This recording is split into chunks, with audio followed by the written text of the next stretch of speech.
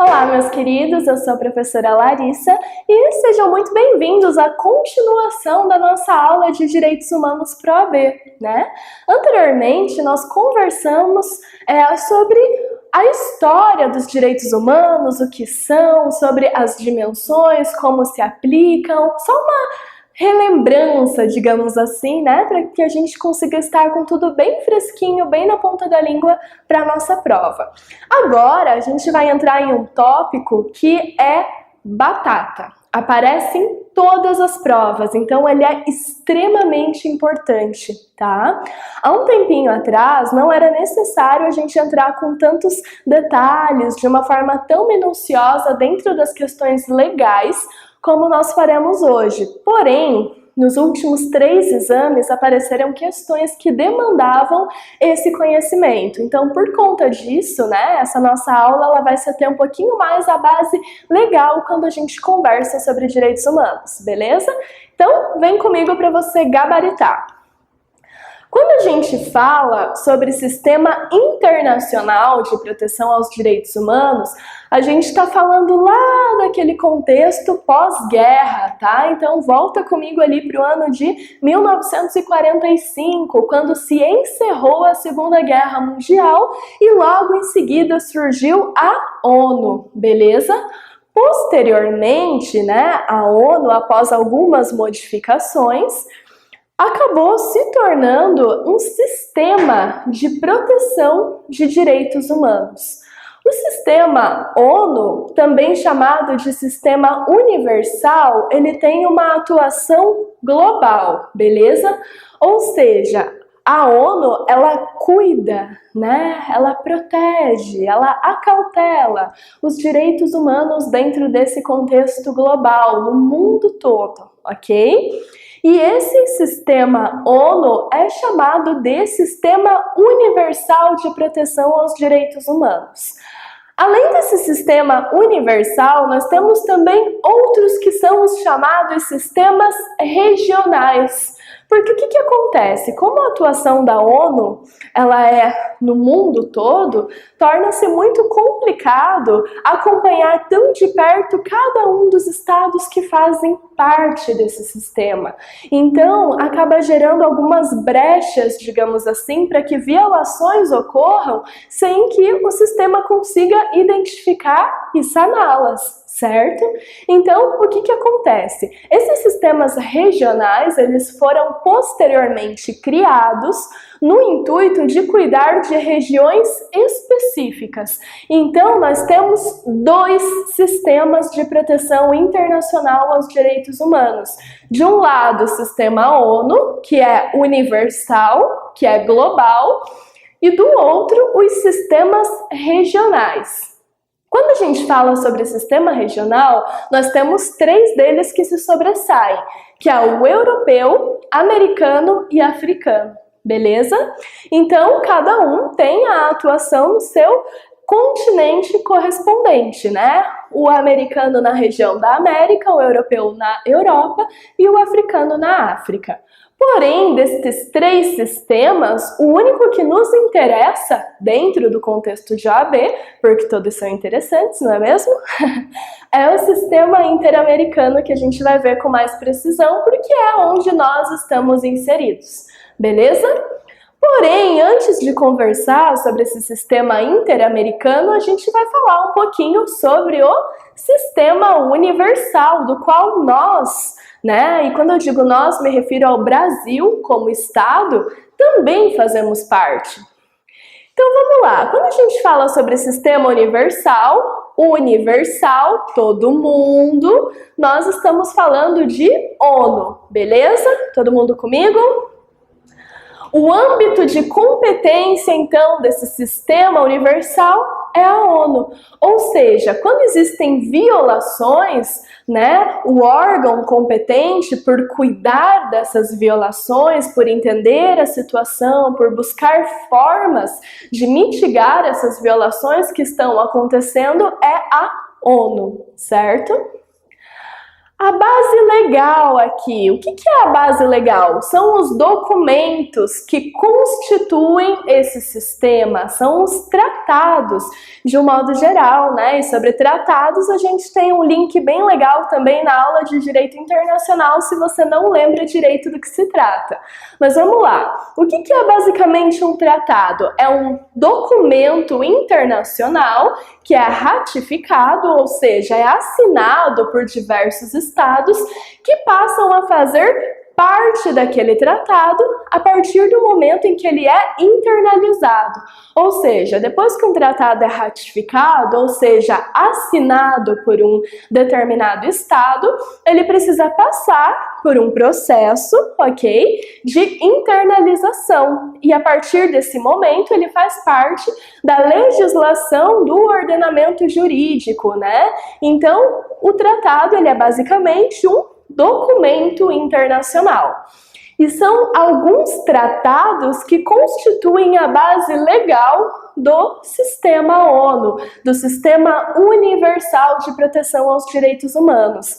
São eles a Carta de São Francisco, que é a qual cria, institui a ONU propriamente dita, Declaração Universal dos Direitos Humanos, de 1948, o Pacto Internacional de Direitos Civis e Políticos e o Pacto Internacional de Direitos Econômicos, Internacionais e Culturais. Beleza?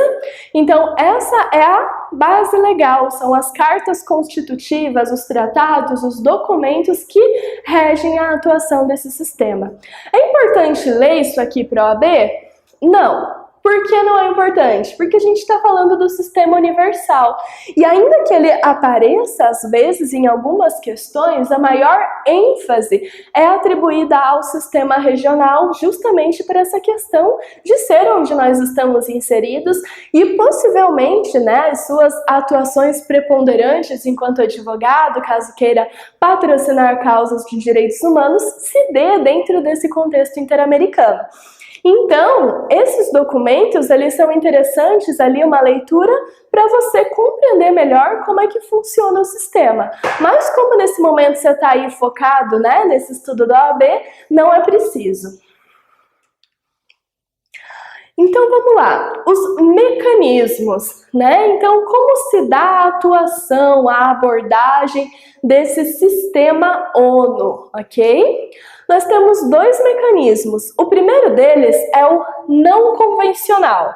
O sistema não convencional, ele fala sobre a proteção da base legal de todos os tratados da ONU. Então, o não convencional, ele cuida de todos os tratados da ONU, todos os tratados em que a ONU faz parte, beleza?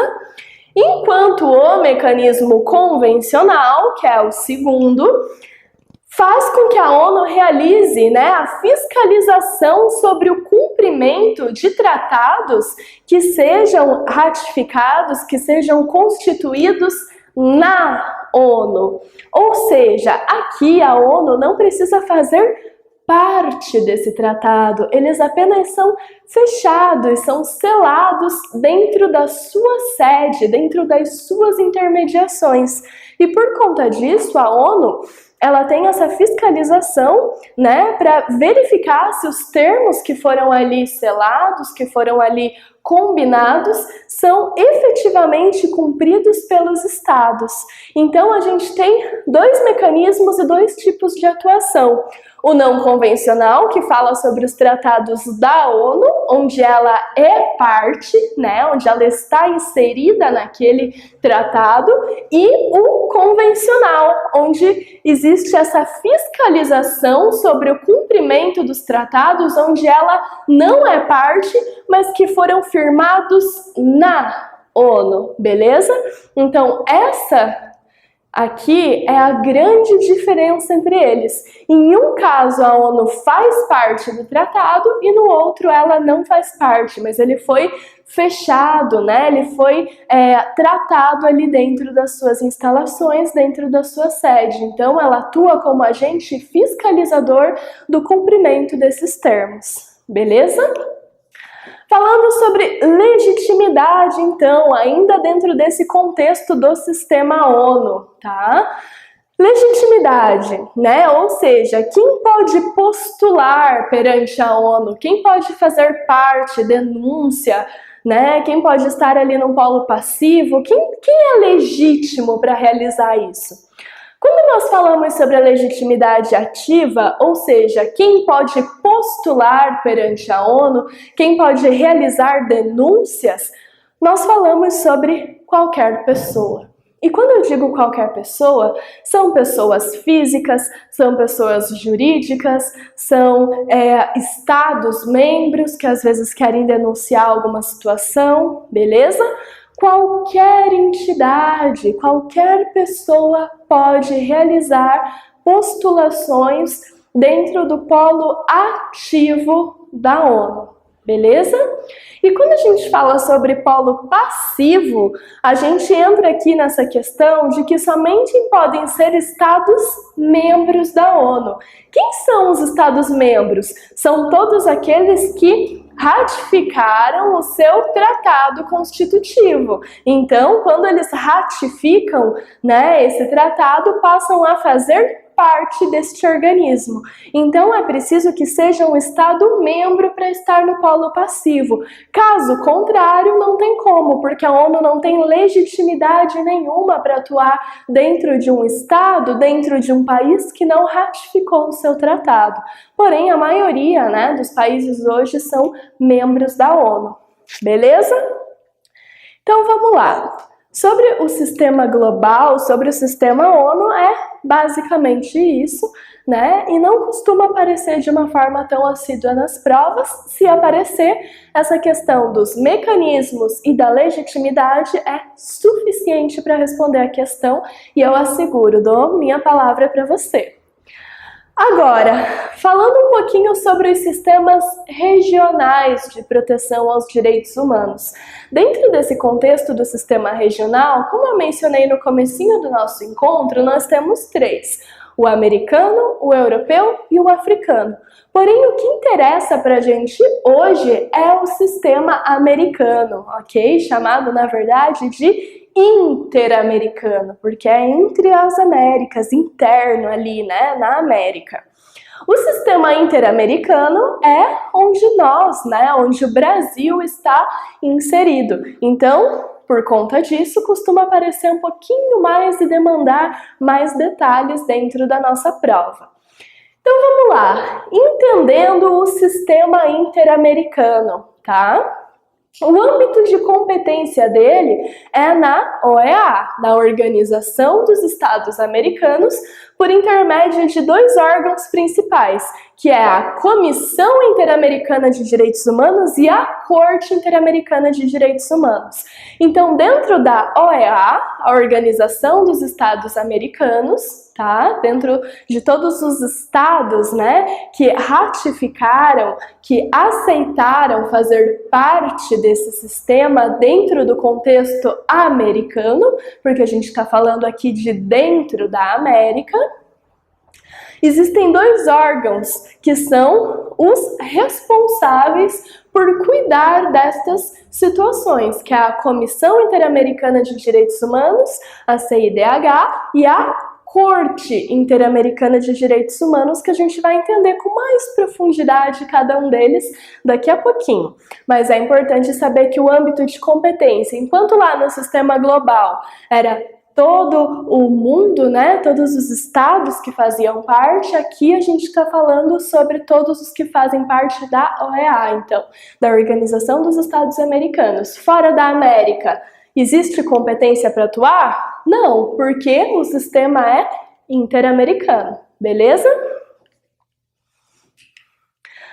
A base legal do sistema interamericano Humanos tem alguns documentos que são mais importantes e dentre eles eu ouso dizer que tem um que se sobressai, que é o nosso famoso Pacto de San José da Costa Rica, né? Ou como a gente costuma trazer, o Pacto de São José da Costa Rica, né? Eu imagino que vocês já tenham ouvido falar sobre ele, inclusive lá na disciplina de Direito Civil, quando a gente estudava essa questão de prisão por dívida e tudo mais, né?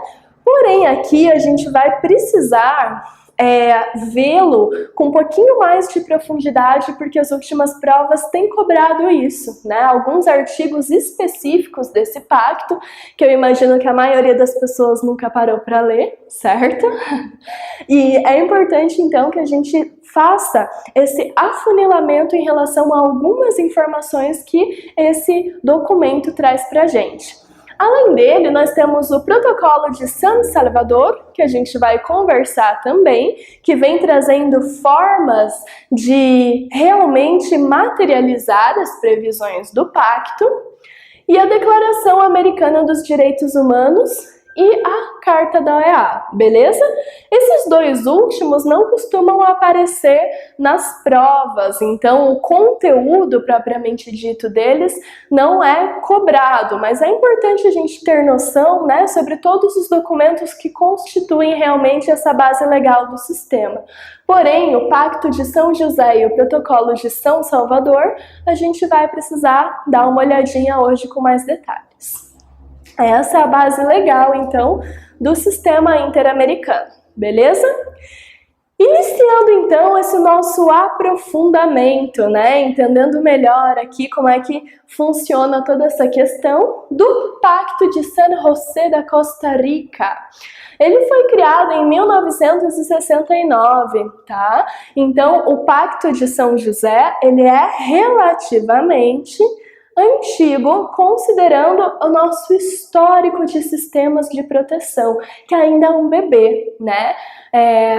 Teoricamente, a ONU, criada em 1945, que foi o que realmente abriu margem para a construção de um sistema internacional de proteção, é muito jovem, não tem nem 100 anos ainda, então é algo que está começando a caminhar agora, que a gente está vendo, né, a evolução disso tudo.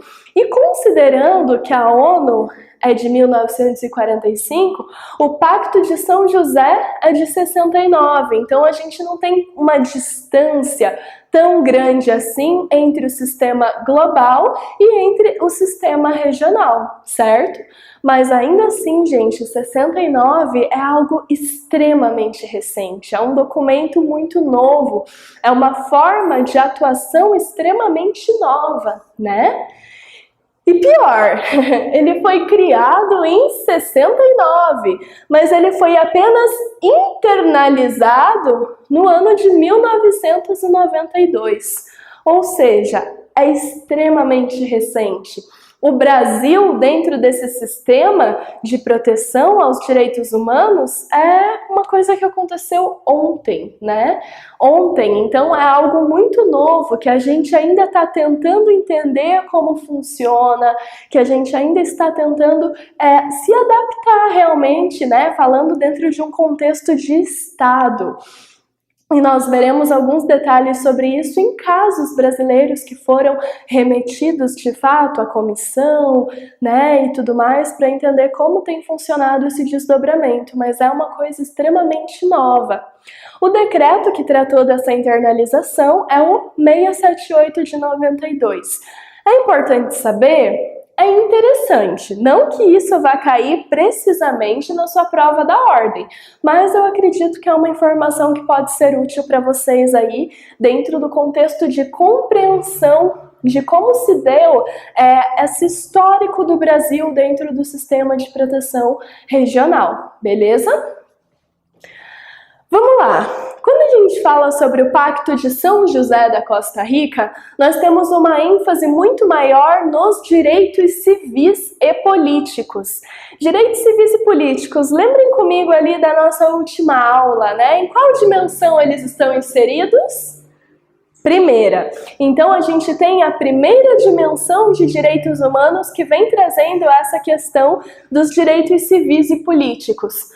Porém, não apenas, tá? Existe uma menção no artigo 26 aos direitos culturais, sociais e econômicos.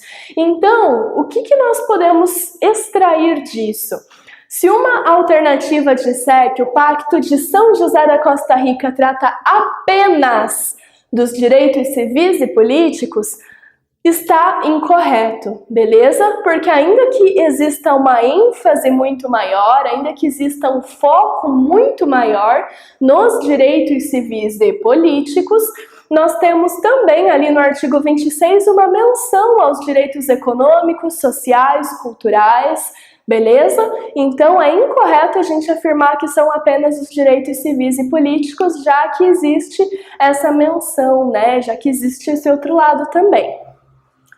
Além de falar sobre os direitos civis e políticos e mencionar os culturais, sociais e econômicos, uma outra questão que o Pacto traz para a gente são os mecanismos de monitoramento. Então, a Comissão Interamericana de Direitos Humanos, a Corte Interamericana de Direitos Humanos estão previstas e regulamentadas dentro do Pacto de São José da Costa Rica, tá?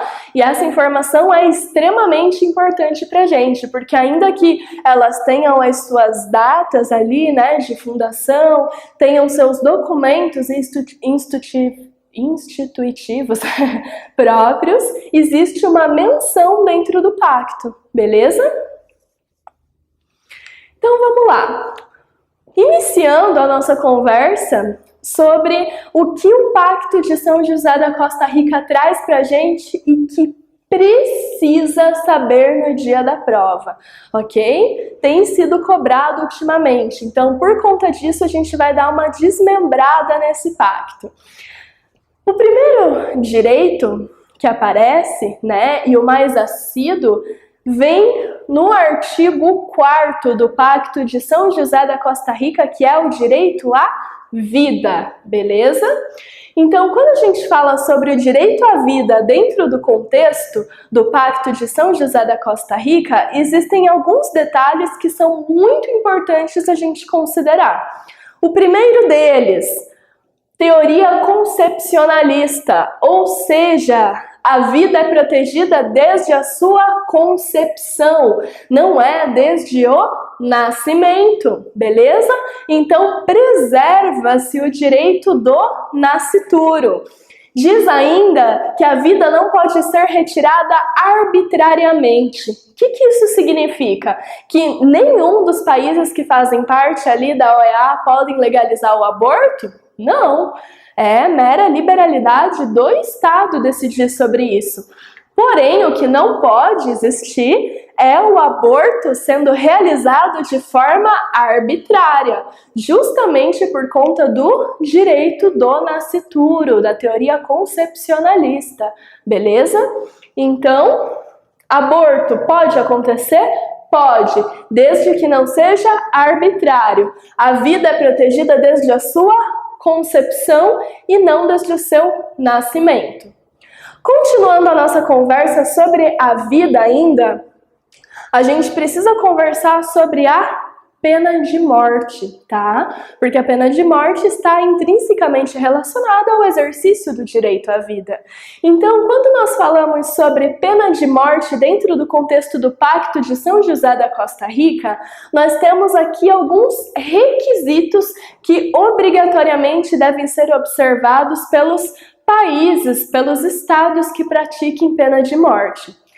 O primeiro deles é a vedação do retrocesso. O que isso significa? Um estado que não pratique pena de morte, ele em momento algum poderá passar a praticá-la, beleza?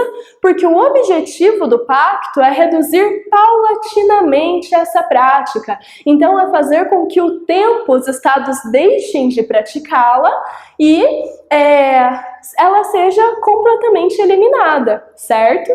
Então, o que acontece? Um estado, a partir do momento em que ele não pratica, ele não pode praticar. Beleza? E se ele pratica apenas em questões muito excepcionais, como é o caso do Brasil, né, em casos de guerra, ele não pode ter um caráter expansivo, então passar a ter pena de morte em outros casos além do que já existe hoje, justamente porque o objetivo é reduzir, então tem essa vedação do retrocesso. Se eu pratico, ok, se eu deixei de praticar, eu não posso mais dar um passo para trás e voltar com essa prática que já foi eliminada, que já foi extinta do meu território.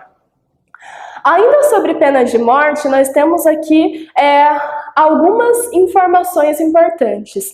Ela não pode ser imposta em caso de crimes políticos ou crimes comuns conexos a crimes políticos, justamente para evitar uma perseguição, né, ou para evitar um mártir ou a criação de algum tipo de perseguição política no intuito de matar determinada pessoa. Então, crimes políticos ou comuns que sejam conexos aos crimes políticos não pode ter aplicação da pena de morte.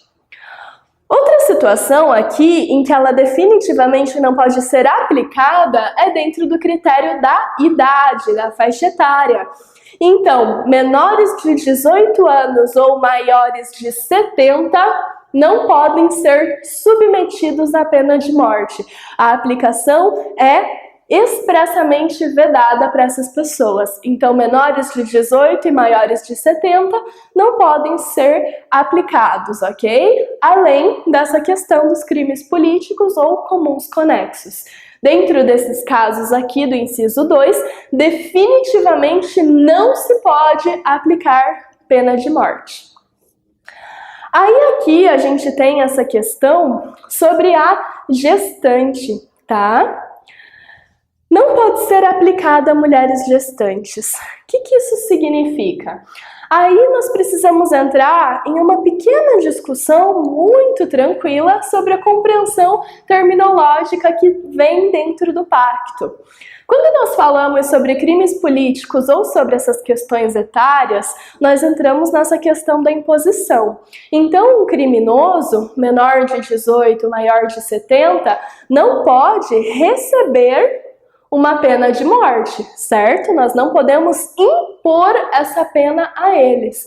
Porém, quando a gente fala sobre mulheres em estado de gravidez, a gente tem uma alteração, porque a pena pode ser imposta à mulher grávida, porém não pode ser aplicada durante o seu estado de gravidez, justamente porque nós protegemos a vida, né? A gente protege os direitos do nascituro. A pena não pode transcender também para outras pessoas, porque imagina comigo, se a gente aplica uma pena de morte numa mulher grávida, automaticamente o bebezinho, né, acaba morrendo também. Então, durante o estado de gravidez, a pena não pode ser aplicada, apesar de poder ser imposta. Aí, quando cessar a gestação dessa mulher, pode ser aplicada, beleza? E aqui também é importante a gente falar que as pessoas, né, que receberem essa pena de morte podem pedir anistia, indulto ou comutação da pena. Então, sempre que houver um desses pedidos em andamento, em análise pela autoridade competente, essa pena não pode ser aplicada enquanto esse pedido estiver pendente de análise. Certo? Então é preciso que o processo seja extremamente rígido e que se esgotem de fato todas as possibilidades de anistia, de indulto, de comutação de pena que possa ser realizado e que as autoridades competentes de fato avaliem esse pedido antes da aplicação. Meus queridos, por enquanto é só, a gente continua conversando sobre o Pacto de São José da Costa Rica na próxima aula. Desejo a todos um ótimo estudo.